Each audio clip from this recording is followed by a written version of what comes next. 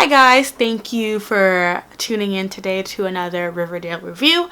I decided to do something a little bit different this time. In addition to just talking about the episode and discussing kind of like the plot points and significant things, I also decided to do me recording myself reacting to certain parts of the episode.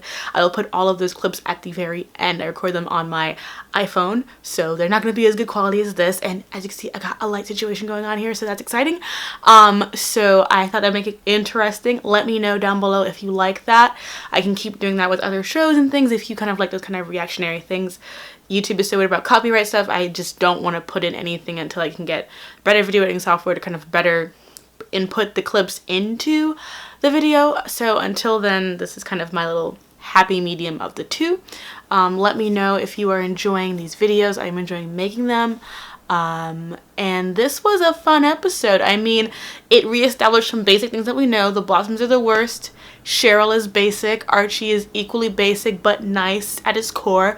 And this show actually has characters talk about important issues instead of letting it linger on for multiple episodes. So in that regard, Riverdale is kind of stepping its game up exponentially. So if you're looking forward to hearing me talk about that and see me react to some of Cheryl's basicness, keep on watching. And again, thumbs up and subscribe if you like this video, and share with anyone else you think would enjoy listening to my annoying voice. The Blossom family is really the worst family on earth, and I think the Blossoms kind of exist in this weird place where they're in like some kind of like weird Victorian novel, some Victorian Georgian novel that we are not privy to, and that the rest of the Riverdale is not privy to, but they are, because they're just all about this like the board meeting and the maple syrup money. And like, I was joking in that title, but like legitimately this show revolves around maple syrup money, and it's bizarre. And this episode was all about the Blossoms wanting to use Archie as a buffer to Cheryl's quote-unquote disaster train wreck personality, and sort of seduce him into the fold, so that they could make the board seem more at ease with the Blossoms holding power over this maple syrup money, because the death of Jason, how it was handled, really backfired onto them, which is kind of weird because it's like the death of their son is not their fault, but I guess the circumstances around it are really the main issue. And so this makes Cheryl the heir apparent, and apparently she got a 4.0, but despite that, everyone thinks she's a terrible person, probably because she is. And so Archie's kind of like in the middle of that. Meanwhile, we have Betty and her family trying to deal with the aftermath of Polly leaving. Polly is at Thornhill, and Alice is really going through a lot of emotions because she wants to write an expose on the Blossoms in order to kind of bring Polly back home. And Betty's trying to figure out why exactly Polly is over there. During the gala, Archie gets to talk to Polly, and Polly says that she is basically spying on the Blossoms because she thinks that they have something to do with Jason's death. Which I liked, because Polly in the comics was Betty's older sister, not much older, but like legitimately older than she is here, where it seems that they maybe they're kind of like Irish twins or some kind of situation like that. And in the comics, when she comes in, she's so dynamic and vivacious and fun that I was kind of disappointed that the adaptation chose to make her kind of like a high school, kind of like twee character, very ingenue, very naive. So I appreciate them kind of putting an homage to her reporter investigative roots by having her spy and kind of investigate the Blossoms to see what they had to do with Jason's death. That to me was really interesting, and I really enjoyed that about that. And also just seeing Alice become more and more of a human being. I mean, she can get her shit right. When she threw that rock through that window, I was like, Alice, you are everything. I love her. She's in my top 5. She's one of my favorite characters on the show. I swear. She's amazing. And just her emotional, back and forth about how she feels about Polly and Hal and everything. It's just really been fascinating to watch. She's a great character. Then the other issue is Veronica and the lodges and their sort of corruption affecting other characters in the story. With Hermione, it's the guilt that she feels over Fred and involving him into this issue and putting, him in between the Blossoms and the lodges. We also have Veronica trying to befriend Ethel in a way of redeeming herself from her past sins of being like an alpha bitch, evil girl back in New York City. Also, there was a Katie Keene shout out, and that was super exciting because Katie Keene is one of my favorite Archie characters. If she makes an appearance, I'll be super hype. I will put clips of all her fantastic outfits in this video because she is a fashion icon and she's amazing and I love her. Kiki.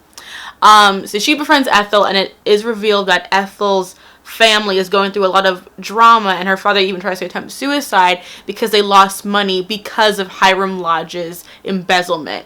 And Veronica really goes through a whole rail of emotions because early on in the series, you know, she loves her father. She definitely feels a sense of loyalty to him, which is why the Fred Hermione issue was so, you know, heartbreaking for her. However, she is also getting to see him as the person that he is and seeing that his actions have really destroyed people's lives. And the scene where she breaks her pearls and Betty comes in to help her, which is a really strong scene because it really showed Veronica really breaking ties between that part of herself in a really true way that I think is very engaging. And I'm really excited to see how they continue to move on with this because it's not an issue that's going to go away slowly. And we also discover probably the most interesting thing the Blossoms fucking did for the longest time is that the Blossoms, specifically Clifford, is responsible for getting Hiram sent to jail, which now gives Hiram larger motive in the whole who killed Jason story. And since we know that there's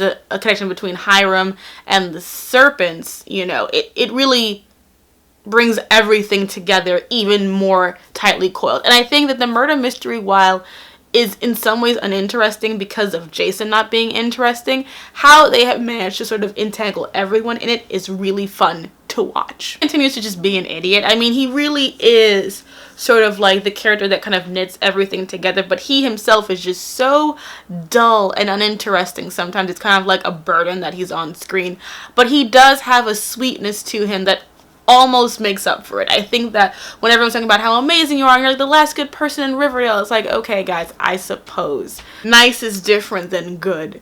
It's interesting that Archie is kind of a character who is always being confronted with his own privileges and his own ignorance. I think that the show recognizes that he is dumb and calls him out for it. And I think, oops, sorry. My alarm went off. Specifically when Valerie broke up with him for ignoring her. That was a really great scene because usually on these shows these things drag out and there's a big blowout. Valerie's kind of like, we're done because you've been ignoring me since we started dating and I'm not down for it. And I'm just like, there you go. And I think Riverdale has been so good because it knows when to stop. It knows when the lies need to stop and you can just have the truth come out. I think they did a really good job of having Hermione talk to Fred in the earlier parts of the episode and having that come to a close. Veronica not lying to Ethel. Valerie telling Archie what Cheryl said. They didn't even show Cheryl telling Valerie. They just showed Valerie telling Archie because that's a realistic, smart thing to do. It's not dragging it out. It's trying to not be like, oh, is Valerie going to be like this or like that? No, it just ends it because it doesn't need to be dragged out. And that's what's so good about this show. It knows exactly when to start, when to end, and how to continue telling an engaging story. And that's rare for these shows. It tends to just drag and drag and drag. But I think this was a really solid episode. I think that I got a lot out of it. And I think that they're setting Cheryl up to be sort of like a secondary antagonist with her scratching out Archie and Polly's pictures. And to me, the whole thing is like, okay, she must hate Polly for like being responsible for Jason's death indirectly. And Archie rejected her, so she's all butthurt about it. But to me, it's like this.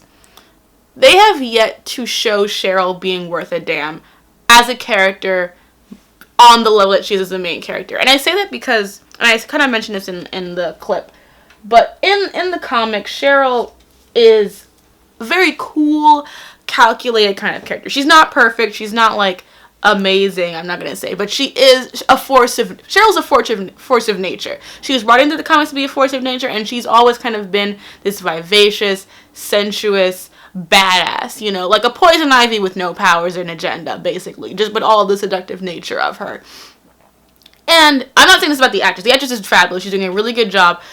But how she is written is the thing that I just have not latched on to. Cheryl's a character just so uncharismatic, so uninteresting, so dull. She is a teen character from the 90s that is not acclimated to 2017. She just doesn't carry the magnanimity of the character that she is.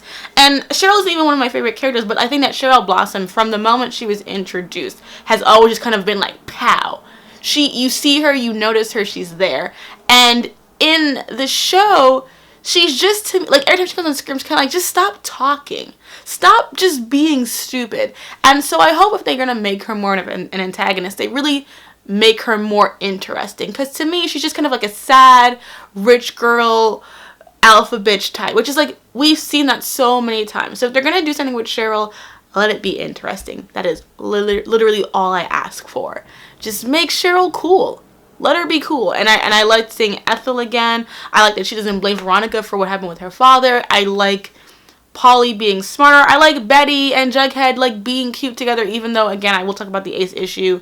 I know that Ace people can be in relationships, because people have been bringing that up in the other video, but I kind of want to do a more rounded discussion about Jughead, his comic book history, and how it intersects with the asexual issue, because it's complicated, it's kind of messy because of the topics that we're talking about, so I want to give it the time to really just be right and be good.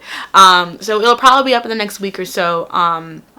I especially want to wait for this upcoming episode because it's about Jughead's birthday party, and so I want it to be at a good point where I feel like the show is not going to do any weird twist them about with Jughead and his sexuality. I don't think it is, but I just want to make sure that's clear before I move forward with it. So let me know what you thought about this week's episode, and I just want to ask two things. Do you think this show can exist without Archie? Do you think that his character has really made itself so important that it can't exist without him? And two, do you like Cheryl Blossom? Like, do people like her as a character? And I'm sure people do, but I want to really hear the reasons why. Like, if you like Cheryl, why do you like Cheryl? One more thing. Kevin is still a terrible character in terms of how he's written. He is just a gay best friend. They still have yet to do anything really dynamic with him, and it's very, very frustrating because he literally appears to be like, Veronica's like, we'll go out to brunch, and he's just kind of like, meh. It's like, that's all he does, and they really need to just fix that. It would be so easy, but they don't. So that is it. Thank you so much for watching, and I will see you next week for another Riverdale review, and then I will see you tomorrow for my video on Big Little Lies.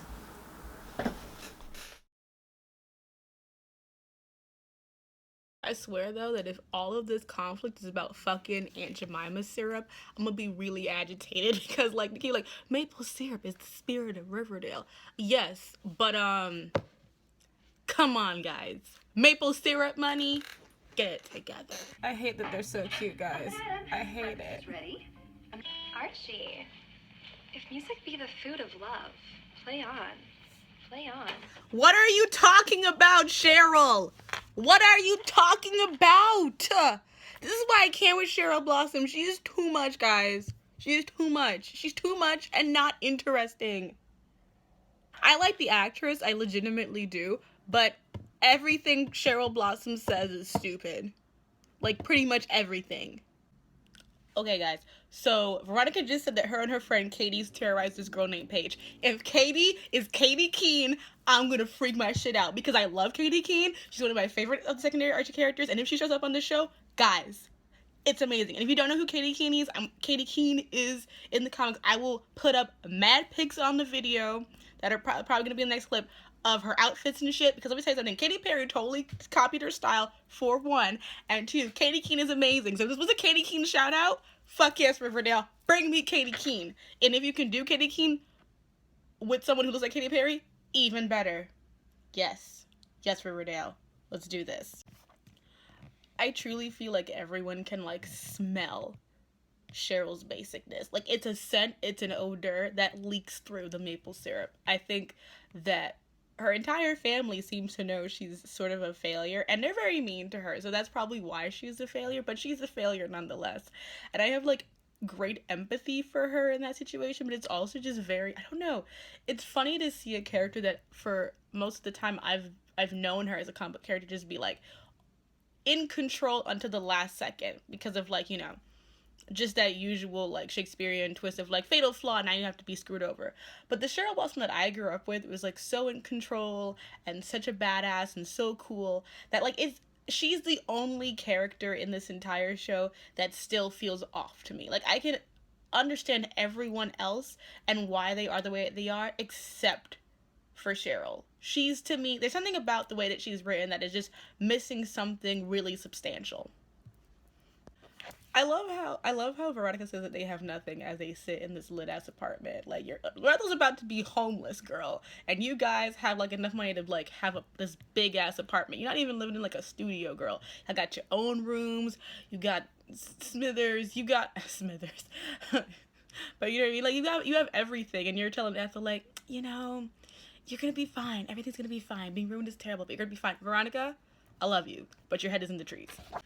Archie has such like a stupid, easily swayed face. He's just like, okay. Like, you have a girlfriend. Just say no, dude. But he can't because he's like, just like his dad, he's caught up in all this rich people bullshit. Except it's worse because Archie is dumb, and at least Fred can see the bigger picture. Archie just sees like the little baby steps towards his future. He's like, oh, I'll get to the music academy. But it's like, why do you think they want you to be with Cheryl, Archie? Use your brain. I wish Jughead was here. This child just called my son a hobo. Cheryl, why are you testing me? I can't even deal with this. Like, scatter my vixens. Oh my, who are you? Who are you? She's like, I feel like her family is in a completely different show. Like, her parents are in kind of like Georgian novel, and she thinks she's in a 90s teen drama because she is doing and saying things. I'm like, Cheryl, Blossom, get it together. Mr. Andrews, nice haircut. Looking extremely Dilfy today. Shut up! Alice Cooper is everything. How can one character be so fucking amazing? I swear. Like, at first I was like, she's just Satan and I hate her. But now I'm like, no, she's Satan and I love her. She's amazing. Oh my god, when you see her get ready to throw that rock, Alice, rise. Just rise. They are truly trying to single white female Archie. Like, they want to turn him into their Jason replacement, and I don't understand why he can't see that. They're so transparent because the Blossoms have no chill. They are the most unchill people on earth, and they live in the same place as Alice Cooper, so that tells you something. Okay? I guess I did put lipstick on because, I don't know, I just kind of started to feel naked without it as I was filming. I'm like, let me just pop this on for, my own sake. I've talked a lot of shit about Cheryl this episode, this little episode, but I'll tell you two things. One, Cheryl, yes, it's true, everyone hates you in your family and probably at school, and you know what? If you're cool with that, be cool with that, okay? That's what Cordelia would do, and I know that's who you really want to be, so just keep moving forward, channel that energy into better quips, and you will be fine. Also, two, you looking lit in that dress, girl. Yes, ma'am. She looks beautiful in this blue dress number and that chain. Cheryl, you got a lot of problems, but you can dress. And you know what? With your money, that'll take you places, so focus on the